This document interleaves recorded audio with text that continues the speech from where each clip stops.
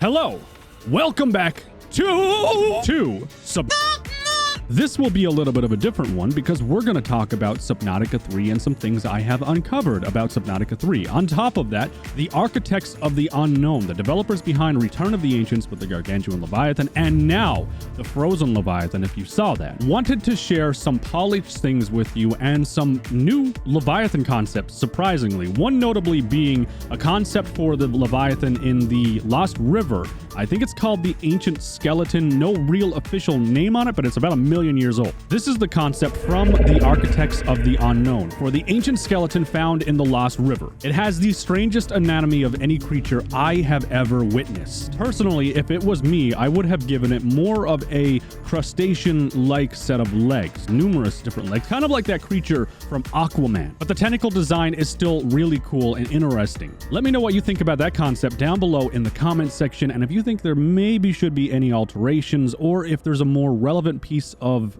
artwork I guess they could use as reference for it. I'm also going to help fund this Leviathan's creation as a thank you for them creating the Frozen Leviathan and working on that in secret and then showing me.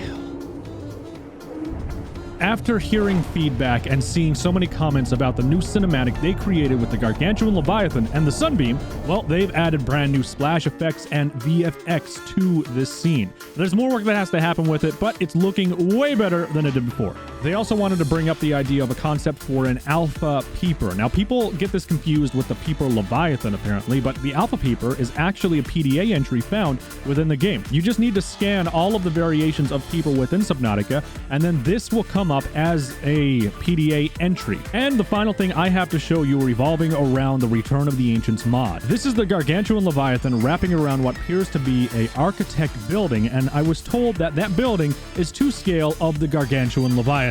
So it is a huge building, and the only place I can think of that fit is in the Void. So I have a feeling we're going to be checking out the Void, and that they've been holding back a lot more content than what any of us knew. The upcoming sponsorship will be used in part to help fund the creation of this new Leviathan. All right, let's jump into that, and then we move into Subnautica 3. Raid Shadow Legends is taking the world by storm. This is your chance to try the first game to bring true console-level experiences to your phone. And they've set the bar high, with millions of different champion combinations and countless tactics to master. They also have some of the coolest bosses ever. There's plenty of reasons why I play Raid. One of them being they have some of the best character design out there. A prime example is Ignatius. This guy deals heavy damage, he stuns on default attacks, and has 2 massive AoE attacks. Or what about Norog? This guy is an absolutely brutal defense champion. He's all about shutting down active skills and buffs. But that's not all. Another thing that I love is the fact that you can summon champions whenever you want. Utilizing the portal, you have a chance to get some of the coolest, diverse champions in the game to create the ultimate team. There's a ton happening this month with a fresh rotation of the brutal Hydra boss. And there's tons of events and tournaments every single day. So what are you waiting for? Use my link or scan the QR code right here. New players will get a free starter pack worth almost $30 to kick off your game. We're talking a free champion, Teriel, 200,000 silver, 1 XP booster, 1 energy refill, and 1 ancient shard. So you can summon an awesome champion as soon as you get in-game. You'll find these awesome rewards in your inbox for the next 30 days only. And find me under the name Anthomnia. Subnautica 3 was announced by Unknown Worlds in a job posting created earlier this month. Many of you that are Subnautica fans know that both Natural Selection and Subnautica exist in the same universe. The Corabacterium we see in Subnautica is also the same Corabacterium that you see in the Natural Selection monsters. So I waited around for a while just to see if they would spoon feed us some information rather than jump on this while it was a very hot new thing that was announced. And I came up with some interesting answers and news about Subnautica 3. The main game will be Subnautica, and I have 2 reasons for that. One is the fact that I asked Obraxis, one of the developers for Subnautica, and he specifically said in the chat log, you can see it, it'll be some kind of Subnautica game. Everything is still up in the air. Research and development needs doing. So we know the next Subnautica it's in fact coming. It's not another Natural Selection or anything. And the second reason being something I found recently. Now, I kind of pulled a fast one on Unknown Worlds, and I looked up their trademark history, and the last trademark the company created was on the 29th of November 2021. Now, there's 2 ways this could go. This is either going to be the name of the next Subnautica game that's coming out, or it's something for Natural Selection being developed separately. It could also be the brand new game that they're working on. I don't know. But I can't see this being a Subnautica title. I just don't see Subnautica Moonbreaker on any billboards. Not in my head, at least. Maybe you do in yours, but I don't know. I don't see it. Something that hasn't been directly confirmed, but we can all pretty well agree that, yeah, it's going to be a thing, are giant, terrifying leviathans. When you hear the name Subnautica, you think underwater game followed by, oh god, that sounded big. Leviathans are their hype material. They are what they use to promote the game. The giant ice worm was one. The sea emperor, the sea dragon, these giant creatures that are terrifying and all over 4546B are present. More than likely, there will be leviathans, the likes of which we have never seen before, and yeah. Okay, we have confirmed without a doubt there is a new Subnautica game coming. I call it Subnautica 3 along with everyone else, but in actuality, we have no clue. This could be another spin-off like Below Zero. It could be a prequel to the events of the original Subnautica. It could be way beyond the events of Below Zero. We don't know. No one knows yet except for Unknown Worlds. And honestly, they might not even know. However, lucky for me, Mr. Gill follows me on Twitter. Ted Gill is the president of Unknown World. This is the guy that's at the very top of the tree from what I understand. So I decided to message Mr. Gill last night on Twitter, because I was curious about Subnautica 3, obviously, and if he would be willing to share any information. This is the guy, again, that he would be allowed to share anything, like literally almost anything, I'm pretty sure. I asked about third person and first person, if the game's going to be similar, if there's going to be new merchandise like the Peeper plush that they released a while ago, and will it have early access to let players experience each update as they are complete? And he had no comment. Unfortunately, Mr. Gill didn't want to tell us anything about Subnautica just yet, or at least the next big game. But speaking to Mr. Gill made me turn my eyes to the other tops of the company, which one of them would be Charlie Cleveland. For those of you that might not know, Charlie Cleveland is the co-founder of Unknown Worlds. It also states he's the CEO on the wiki, but I don't know if that's outdated or if that's a position he still holds. However, I am really happy I pay attention. I'm so happy I pay attention because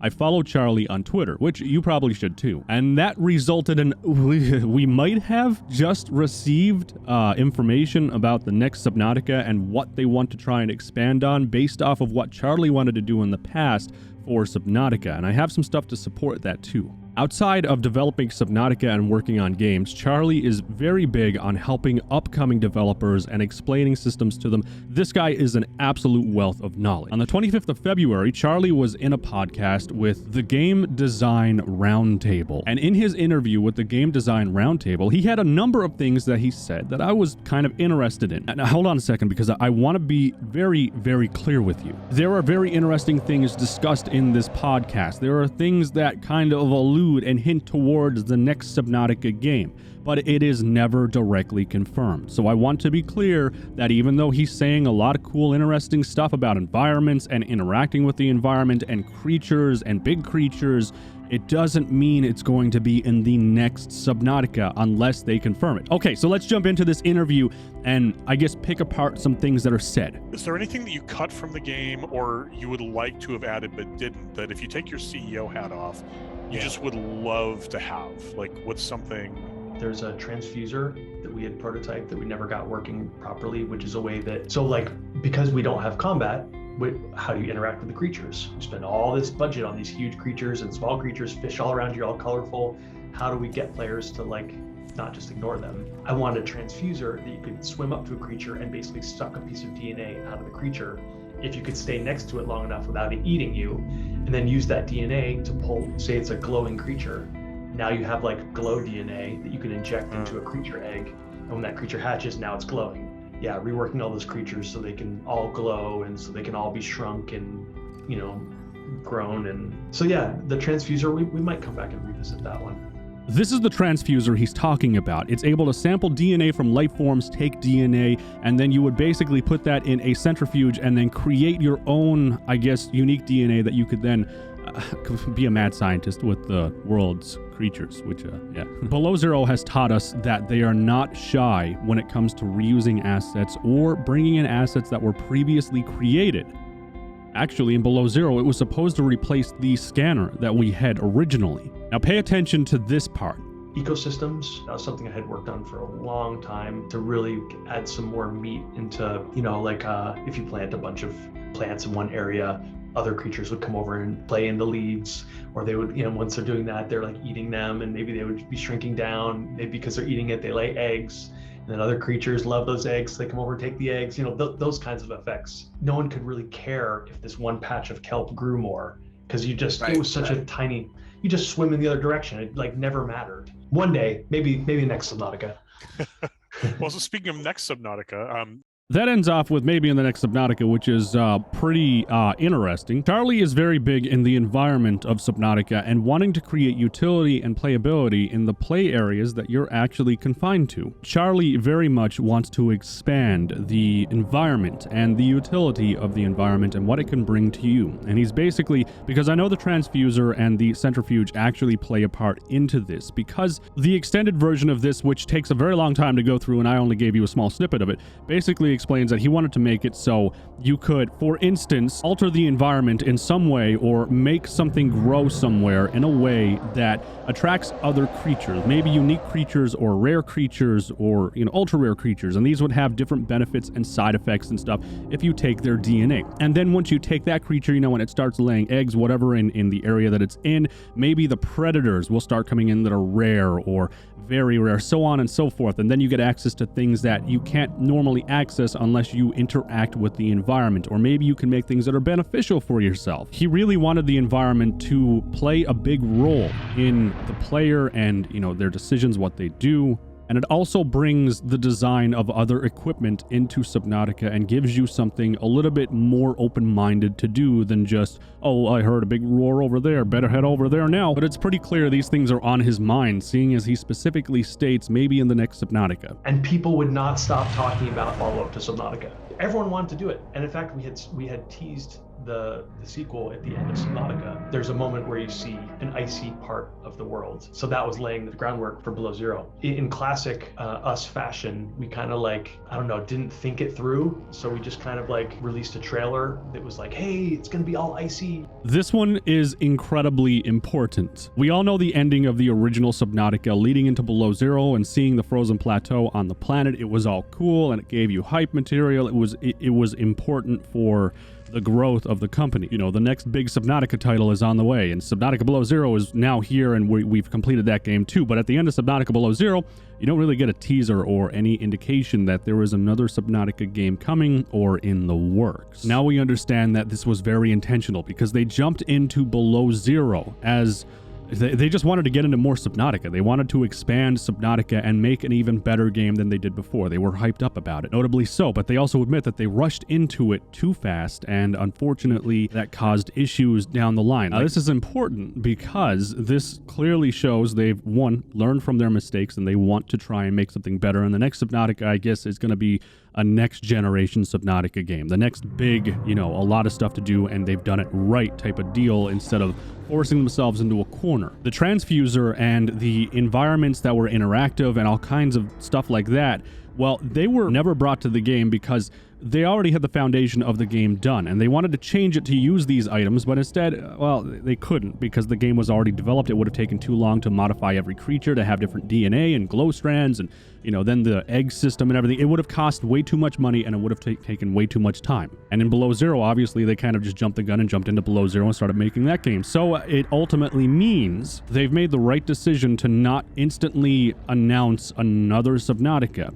and take their time and create the systems that are needed for the things that they may have missed in the past or have been requested in the past. Multiplayer is one of them, by the way. You probably didn't know this, but the next Subnautica title is supposed to be multiplayer, or they would be very, very surprised if it's not multiplayer. There was a post made years ago on the Unknown Worlds forums. They're no longer accessible, but it was made years ago about Subnautica and people wanting to play multiplayer. And Charlie actually jumped in here and said, it would be cool if, we could put multiplayer in the game, but we can't right now. And then he said, imagine a 3-man submarine where, someone would be in a different area and a different component, so on and so forth, controlling different systems, and then you were going around in this giant ocean exploring. I mean, like really cool ideas for a multiplayer game, but they couldn't do it because they were too far into the development of Subnautica. Fast forward to now, and another popular YouTuber, Jade Plays Games, actually brought up the same question, but Charlie jumped into the comments section and he confirmed to some degree that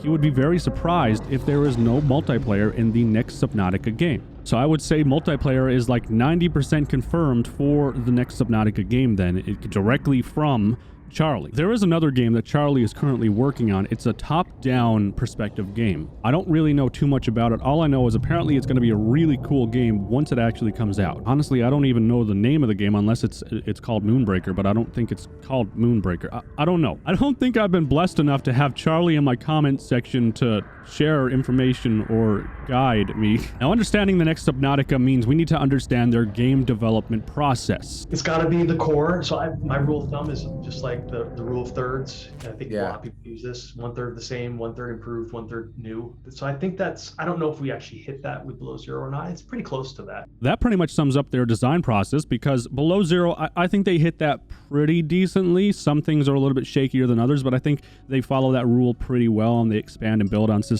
So the next Subnautica, it might be safe to say or assume that it's going to be similar to the current 2 Subnauticas in gameplay style, and then 1/3 of that is going to be new content, and then maybe 1/3 of it will be altered things or different stuff. Regardless, I'm sure there's going to be a lot of brand new stuff in it. So Subnautica is regularly described as different things to different people. Some choose to see tranquil beauty, some perceive terror and fear. Some play as a survival adventure game, others as basically in creative mode as a base builder. We have like 40% of our play sessions are in creative mode. It's crazy. Sure. The idea is we're not going to force you to play or feel in a certain way. It's going to kind of give you a bunch of different ways to play, and it's up to you to you can experience it your own way. This, to me, confirms the next Subnautica that comes out is going to follow the heritage of the previous Subnautica games, open-world survival games, where you have freedom to choose and do what you want or what you don't want. Doesn't really matter. Play the game how you want. And that, my friends, is everything I could dig up on the internet around Subnautica 3. Let me know what you think down below in the comments section. I think this interview with Charlie is very credible when it comes to the direction they may take for the next Subnautica game, and adds, I guess, a form of information and what we can expect for the next big game. Now the question is this going to be a prequel where you are a Degassi survivor, or is this going to be something that happens in the middle of all that or after we've gone to the Architect home world? If you have any theories, let me know down below in the comments section. I might feature that theory in an upcoming video. All right, guys, again, leave a like if you enjoyed it, and I will see you in the next one.